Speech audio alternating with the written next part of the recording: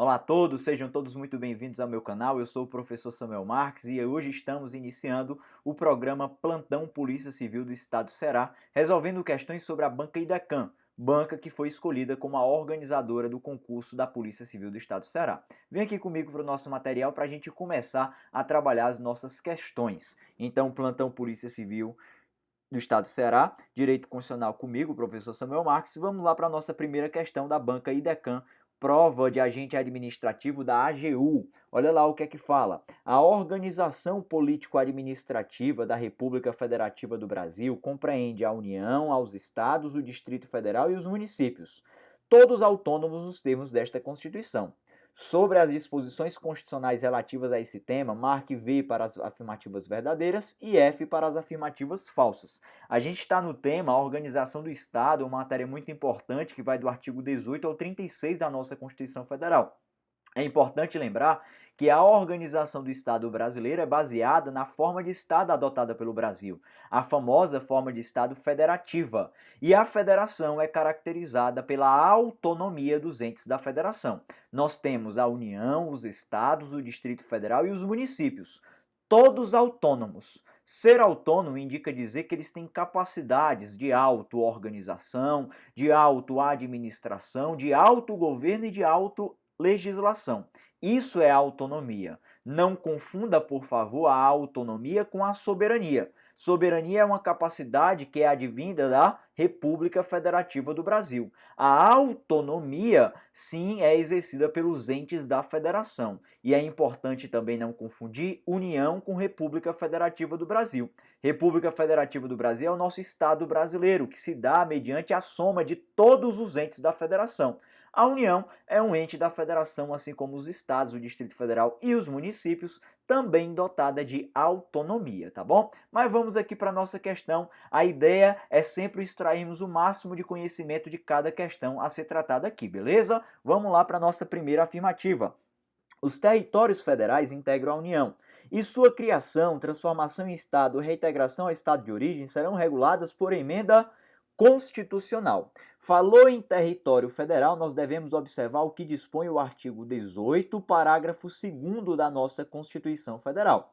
Eu quero logo destacar para vocês que territórios federais não são entes federativos, tá bom? Essa é uma informação importante. Territórios federais não são entes federativos. Os territórios federais, eles têm natureza de autarquias territoriais. Eles integram a União. Portanto, se eles não são entes federativos, eles não são dotados de autonomia. Essa é uma informação importante, tá bom? Na verdade, os territórios federais, eles são entidades da administração pública indireta da União. São autarquias territoriais, que são criadas não por meio de emenda constitucional, e sim por meio de lei complementar. É isso que a nossa Constituição Federal destaca, tá bom? Então, olha, o erro dessa primeira afirmativa aí está quando afirmou que são criadas por emenda constitucional. Na verdade, são criadas por lei complementar. É importante destacar essa noção. E olha, é importante destacar ainda mais no seu texto constitucional, uma vez que sempre que a Constituição Federal fala expressamente do termo lei complementar, ela está trazendo uma reserva de matéria para essa espécie legislativa. Você que também estuda processo legislativo deve saber que a lei complementar é uma espécie legislativa cuja matéria está reservada dentro da Constituição Federal. Sempre que a Constituição fala expressamente lei complementar, somente essa espécie legislativa é que pode tratar sobre aquele assunto. Se a Constituição falar somente lei, aí nós estamos falando em lei ordinária. Agora, se ela falar expressamente lei complementar, somente essa espécie legislativa pode ser tratada, beleza? Esse é um raciocínio importante. E olha, a dica que eu vou dar para você agora. Na matéria organização do Estado, quase tudo é criado por lei complementar, com exceção dos municípios, lá no artigo 18, parágrafo 4º, pois os municípios serão criados mediante lei estadual. Repara lá no texto da Constituição.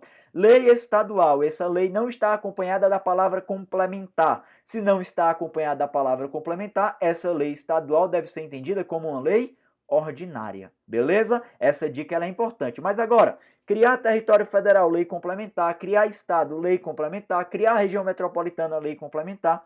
Criar município, lei ordinária. Mas uma lei ordinária dentro do período determinado por lei complementar federal, de acordo com o artigo 18, parágrafo 4º. Então, a primeira afirmativa ela está falsa. Está falsa uma vez que é regulada por lei complementar a criação de um território federal. Olha a segunda afirmativa. Os estados podem incorporar-se entre si, subdividir-se ou desmembrar-se, para se anexarem a outros ou formarem novos estados ou territórios federais, mediante a aprovação da população diretamente interessada, que deve ser consultada em referendo popular, depois de aprovada a respectiva lei ordinária pelo Congresso Nacional. Falou em alteração do território do Estado, você deve observar o que dispõe o artigo 18, parágrafo 3º da nossa Constituição Federal. E aqui vale lembrar dos elementos que a nossa Constituição Federal destaca para os estados, tá bom? Para mexer no território dos estados, de acordo com o artigo 18, parágrafo 3º da nossa Constituição Federal, deve-se lembrar de alguns requisitos em específico. Bom, devem lembrar de dois requisitos em específico. Qual é o primeiro requisito? Um plebiscito à população diretamente interessada. Deixa eu ajeitar isso daqui. Estados, colocar aqui de novo. Estados, artigo 18, parágrafo 3º da nossa Constituição Federal, parágrafo 3º. Para os estados é necessário que haja um plebiscito à população diretamente interessada. Quando eu falo em plebiscito, eu estou me referindo a uma consulta prévia feita à população diretamente interessada, tá bom? Essa é a noção que você deve levar para a sua prova. Diretamente interessada, colocar aqui abreviado, diretamente interessada. E além do plebiscito, é necessário que haja uma lei complementar aprovada pelo Congresso Nacional. Se essa lei complementar foi aprovada pelo Congresso Nacional, eu vou me referir a uma lei complementar federal, tá bom? É essa a condição que você vai compreender para mexer no território do Estado. Diante disso, olha aqui alguns pontos que a nossa questão, que essa afirmativa tratou. Disse que a população deve ser consultada por meio de um referendo popular. Você deve saber muito bem que esses institutos de democracia direta, plebiscito, referendo e iniciativa popular são permitidos. Porém, existe uma diferença bem grande entre os seus conceitos. O plebiscito seria uma consulta prévia, que é o caso necessário de acordo com o artigo 18, parágrafo 3º. Já o referendo é uma consulta posterior, não se encaixando nessa situação. Então já encontramos um primeiro erro. Essa afirmativa eu já posso destacar que por este ponto está falsa essa afirmativa. Mas existe um segundo erro. Aqui diz que deve ser criada pela respectiva lei ordinária no Congresso Nacional. Nada disso. A Constituição Federal fala em lei complementar. Trata-se de mais um ponto de reserva de matéria para a lei complementar. Então está falsa essa segunda afirmativa em dois pontos aqui. E aí merece a nossa lembrança sempre. Para mexer no território de um estado, para criar um estado, para subdividi-lo, para integrá-lo a outro estado, o que é que necessita, hein? De plebiscito à população diretamente interessada. Diretamente interessada é sempre aquela população do estado respectivo, tá bom? E é necessário uma lei complementar aprovada pelo Congresso Nacional. Essa lei complementar, caso seja aprovada pelo Congresso Nacional, é uma lei complementar federal, tá bom? Esses são os dois requisitos necessários de acordo com o artigo 18, parágrafo 3º. Portanto, a segunda afirmativa está falsa. Olha a nossa terceira afirmativa. A Constituição estabelece como competência comum da União, dos Estados, do Distrito Federal e dos municípios, dentre outras atribuições, o combate às causas da pobreza e aos fatores de marginalização, promovendo a integração social dos setores desfavorecidos, assim como legislar sobre sistemas de poupança, captação e garantia de poupança popular. Toma cuidado quanto à divisão de competências, tá? Vale lembrar das competências de natureza administrativa e as competências de natureza legislativa. Quando eu falo de competência de natureza legislativa, a gente vai encontrar as competências privativas da União e as competências concorrentes a serem exercidas pela União, pelos estados e pelo Distrito Federal. O município não entra nessa brincadeira aqui, tá bom? E quando eu trato de competências administrativas, eu vou falar das exclusivas da União e das competências comuns. E olha, nas competências comuns, os municípios entram. União, Estados, Distrito Federal e municípios. Inclusive vai a dica, né, para lembrar, comuns. Tenta lembrar de comunicípios, pois os municípios entram nessa equação, mas não entram nas competências legislativas concorrentes, tá bom? Isso é um ponto importante. Mas olha como essa questão é fácil da gente resolver, dessa afirmativa é fácil da gente entender. Olha, lá falou, ó, são competências comuns entre a União, Estados, Distrito Federal e municípios. Se eu estou falando de competência comum, eu posso tratar da ideia de legislar? Nunca, pois competência comum tem natureza administrativa. Então eu só posso me referir a atos administrativos a serem praticados, jamais posso falar da atribuição de legislar. Não entraria nessa condição. Então, por esse simples fato, eu posso determinar que essa terceira afirmativa está falsa. Diante disso, nós temos primeira falsa, segunda falsa e terceira falsa. E a sequência está correta em qual ponto? No item B, falso, falso, falso, né? Beleza? Uma questão interessante sobre a organização do Estado. Vale a pena você lembrar desses pontos aqui elencados, tá bom? Cada dispositivo constitucional que eu vou anotando aqui, vale a pena você anotar e depois revisar na sua Constituição. Pois, como eu disse, a ideia de resolvermos questões para nos prepararmos para provas de concurso público não é de resolver uma maior quantidade, e sim de tirar o maior número de informações com qualidade dessa questão. Então, a ideia é sempre revisar esses pontos específicos e entender ainda mais como a banca age nessas situações específicas de cobrança, tá bom? Feitas essas considerações, passa comigo agora, por favor, para a nossa segunda questão. Olha, do ano 2018, de procurador. Vamos lá. O deputado federal Tício da Silva, no exercício de seu mandato, durante uma sessão da Câmara, em que fora acusado por colega de corrupção e fraude, manifesta-se por sua inocência e afirma de imediato renunciar a qualquer de suas imunidades para provar em vias de processo regular sua inocência.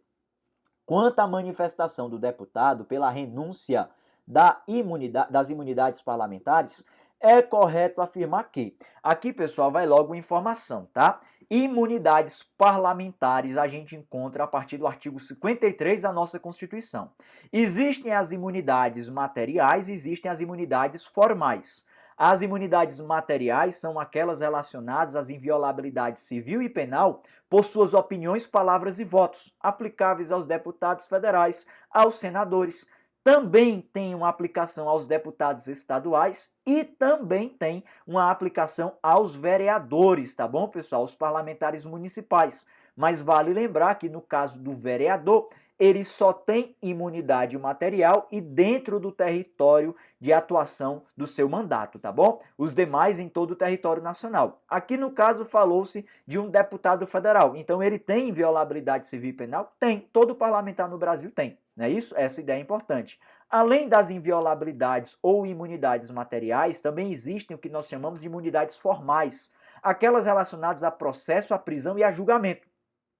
Essas imunidades estão previstas a partir do parágrafo 1º até o parágrafo 8º do artigo 53. Falaremos aqui de foro por prerrogativa de função perante o Supremo Tribunal Federal. Falaremos aqui da ideia da prisão do parlamentar, que em regra ele não será preso, salvo em flagrante de crime inafiançável, não é isso? Conforme diz lá a Constituição no parágrafo 2º do artigo 53. Falaremos aqui sobre a ação contra o parlamentar, a denúncia feita contra o parlamentar, que deve ser feita lá no Supremo Tribunal Federal, e ele dará ciência à casa respectiva, que poderá sustar o andamento da ação. Enfim, vale a pena você observar a disposição do artigo 53 da nossa Constituição. E vale lembrar que o vereador só tem imunidade material, que é a do caput do artigo 53, e somente dentro do município de exercício do seu mandato, tá bom? Essa é uma informação interessante. Bom, mas complementando aqui essa questão, é importantíssimo destacar que a imunidade ela não é do parlamentar, e sim é do cargo que ele exerce. Devemos lembrar que os cargos de deputados federais, de senadores, deputados estaduais e vereadores são cargos de representantes do povo, não é? Eles representam a essência do povo, eles são eleitos para exercerem a noção de democracia indireta, para exercerem a vontade do povo. E é importante destacar que a garantia é do cargo e não do ocupante desse cargo. Se ela é do cargo e não do ocupante, é possível renunciar essa imunidade? Não. Então já está respondida a nossa questão. Vamos só buscar o item respectivo a ela, tá bom? Olha lá o item A. A manifestação do deputado durante a sessão é suficiente a validar a renúncia das imunidades. Nada disso, ele não pode renunciar, porque não é dele. A imunidade é do cargo que ele ocupa, tá bom? É essa a ideia. Item B. Sendo as imunidades parlamentares garantia institucional concedida ao Congresso Nacional, não poderá o deputado federal destas dispor. Correto, ó. Pode marcar esse item B. A noção que nós devemos entender é que a garantia é do cargo, não do ocupante do cargo. A gente sabe que o cargo em si é digno, uma vez que esse cargo ele está ocupando uma função de representação do povo. É digno o cargo, pelo menos teoricamente, né? É digno esse cargo. O problema é que quem o ocupa na prática não são pessoas dignas. Enfim, mas você deve observar desta maneira, tá bom? Tenta lembrar que a dignidade do cargo deve ser mantida pela importância desse cargo perante o Estado Democrático de Direito. É por isso que as imunidades são irrenunciáveis, pois elas não são da pessoa, e sim do cargo. Beleza, olha o item B, já é o nosso gabarito.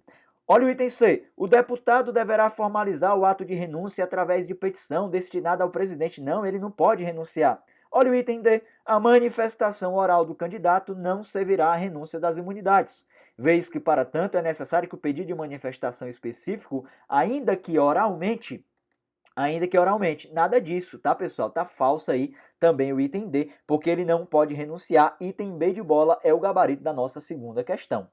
Passa para a nossa terceira questão, essa é interessante, sobre processo legislativo.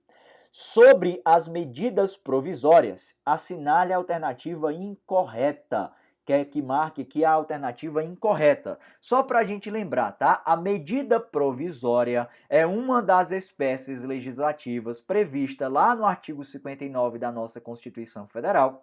E a medida provisória é uma espécie legislativa de competência própria do presidente da República, tá? Nós temos algumas espécies legislativas: emendas constitucionais, leis complementares, leis ordinárias, leis delegadas, medidas provisórias, decretos legislativos e resolução. São 7 espécies legislativas.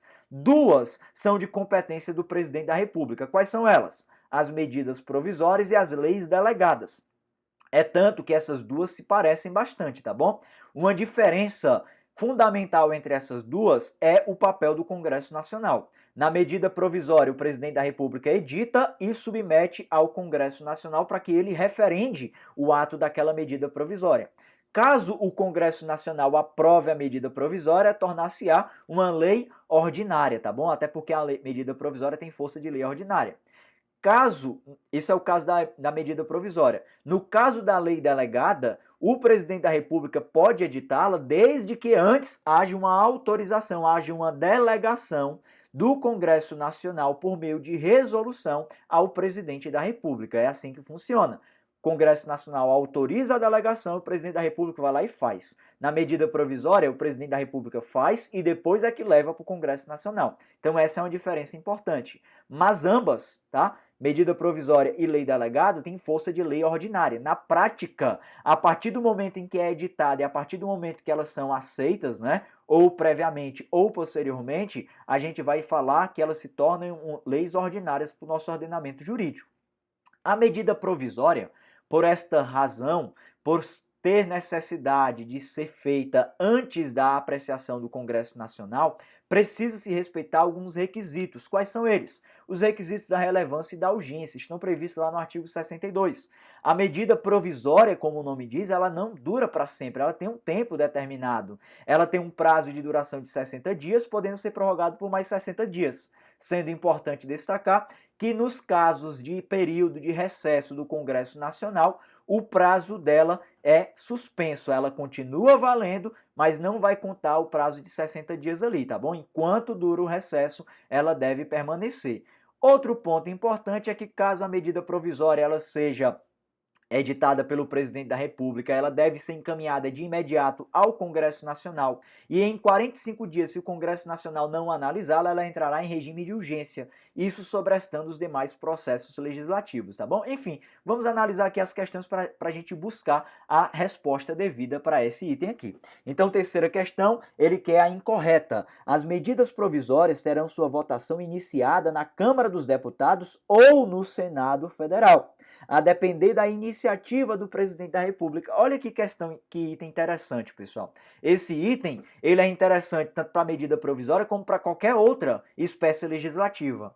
É importante você saber que no processo legislativo existem as funções. No processo legislativo federal, tá? Uma vez que nós falamos de o Congresso Nacional ter o sistema bicameral, ter duas casas legislativas.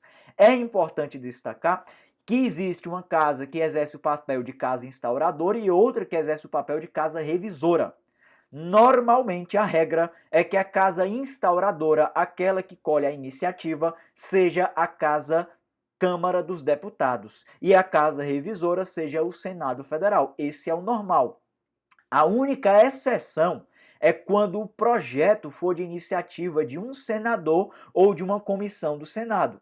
E o que é que acontece? O papel será invertido. A casa instauradora será o Senado e a casa revisora será a Câmara dos Deputados, tá bom? Essa é a única exceção. Olha aqui, se a iniciativa foi do presidente da República, poderá começar no Senado Federal esse processo legislativo? Nunca. Somente poderá acontecer na Câmara dos Deputados, pois no Senado Federal, somente se a iniciativa for de parlamentar do Senado ou de comissão do Senado. Somente de iniciativa do Senado Federal. De iniciativa de senador, colocar aqui para vocês, ó, de senador ou comissão do Senado. Só começa no Senado Federal, tá? Se for nessa possibilidade aqui. Como a medida provisória sempre será de iniciativa do presidente da República, sempre vai se iniciar na Câmara dos Deputados, pois é a regra. Essa é a regra sobre a casa instauradora. Então eu já encontrei o item incorreto, pode marcar o item A, pois os processos legislativos normalmente começam na Câmara dos Deputados. A casa instauradora, em regra, é a Câmara dos Deputados. O Senado Federal, de forma excepcional, quando a iniciativa for de um senador ou de comissão do Senado. E aqui eu estou falando sobre o processo legislativo no geral, né? Medida provisória, obviamente, já que é do presidente da República, somente poderá começar na Câmara dos Deputados, beleza? Anota essa dica aí que ela é muito importante para a sua prova. Então tá aí já o nosso item A como gabarito. Olha o item B. Os requisitos constitucionais legitimadores à edição de medidas provisórias, consubstanciados nos conceitos jurídicos indeterminados de relevância e de urgência, como já havia falado para vocês, apenas excepcionalmente se submetem ao crivo do Poder Judiciário, por força do princípio da separação dos poderes. Perfeito, né, pessoal? A gente sabe que toda lesão ou ameaça a direito pode ser submetida à apreciação do Poder Judiciário. Esse é o famoso princípio da inafastabilidade do controle do Poder Judiciário, mas nós entendemos que, normalmente, o presidente da República pode editar uma medida provisória de acordo com os critérios de relevância e de urgência. Claro que se entender que aquela medida provisória, por exemplo, é inconstitucional, cabe a apreciação do Poder Judiciário. Se ela for compreendida como ilegal, contrária ao ordenamento jurídico vigente, cabe a apreciação do Poder Judiciário, mas isso é uma hipótese excepcional, pois a atividade legislativa, normalmente, ela deve correr sem qualquer tipo de interferência dos demais poderes, por força do princípio da separação dos poderes. Portanto, está corretíssimo aí o item B, o gabarito já é o item A. Mas olha lá o item C. É vedada a edição de medida provisória sobre matéria de direito penal e direito processual penal. Tá correto, tá, pessoal? Se você observar o artigo 62, parágrafo 1º da nossa Constituição Federal, lá fala sobre as vedações à edição de medidas provisórias sobre determinados assuntos. É importante você dar uma lida, pois costuma ser cobrado bastante em prova. E não se pode criar uma norma de matéria penal ou processual penal por meio de medida provisória. Precisa-se daquele processo legislativo ordinário a ser exercido pelo Congresso Nacional e depois sancionado pelo Presidente da República, tá bom? Beleza? Então tá correto aí o item C. E olha nosso item D. Se a medida provisória não for apreciada em até 45 dias, contados de sua publicação, entrará em regime de urgência, como já falei para vocês. Subsequentemente, em cada uma das casas do Congresso Nacional, ficando sobrestadas até que se ultime a votação todas as demais deliberações legislativas da Casa em que estiver tramitando. Essa é uma determinação prevista no artigo 62, parágrafo 6º da nossa Constituição Federal. Fica aqui a observação quanto ao dispositivo, mas o gabarito da nossa terceira questão é o item A. Passa para a nossa quarta questão sem perder tempo. Olha aqui que interessante. Nos termos da Constituição da República, são competências privativas do Presidente da República que se aplicam ao prefeito municipal por força do princípio da simetria com o centro as seguintes hipóteses, exceto. Beleza, pessoal? Só para que você possa compreender, o artigo 84 da nossa Constituição, ele determina sobre as competências privativas do Presidente da República. E lá vai citar uma série de competências privativas do presidente. Mas devemos compreender que os prefeitos municipais, assim como os governadores de estado e do Distrito Federal, eles têm também algumas competências que são simetricamente garantidas. E essa ideia de simetria qual é? É entender que do jeito que é aplicado lá na União, tá? E de acordo com a equiparação desse ente federativo com os demais, com os estados, Distrito Federal e municípios, pode ser aplicada uma competência parecida. Por exemplo, na União, o presidente da República pode nomear e exonerar livremente os ministros de Estado. Nos estados, nós temos o quê? Os secretários de governo. Nos municípios, os secretários de governo municipal. Então, por exemplo, se o cara é prefeito da cidade X, ele pode ou não pode nomear e exonerar livremente também seus secretários municipais? Pode, por força do princípio da simetria. Então devemos observar aquilo que é compatível com os demais entes federativos. Isso é simetria constitucional. E aqui pediu para marcar o exceto, né? Vamos encontrar o que não é compatível com essa simetria. Olha lá o item A. Decretar e executar a intervenção federal. Olha que é interessante, tá, pessoal? Aqui está falando do prefeito municipal. Para quem conhece sobre intervenção, sabe que existe a possibilidade de intervenção federal, que é aquela feita da União sobre os estados, e existe a possibilidade de intervenção estadual, que é aquela feita dos estados sobre os municípios. Os municípios podem decretar intervenção ali sobre algum outro ente federativo? Não. É constitucionalmente proibido, é constitucionalmente vedado ao município decretar qualquer tipo de intervenção. Portanto, eu já encontrei o nosso gabarito. Simetricamente não seria compatível com o ente federativo município, tá bom? E só para você entender, intervenção é assim que funciona. União sobre os estados sobre os municípios. Normalmente a União não pode intervir sobre os municípios. A única exceção é se for a intervenção da União sobre eventual município de território federal, que hoje no Brasil não existe, né? Mas eventualmente, se for criado, aí é possível que a União possa intervir sobre o município, desde que ele seja de um território federal. Tranquilo? Essa é informação interessante. Então, já encontrei o gabarito aqui, o item A é incompatível com o município, portanto não entra nessa ideia de simetria. Nomear e exonerar os ministros de Estado, isso é possível? Olha, pessoal, existem os secretários de Estado, secretário de município, né?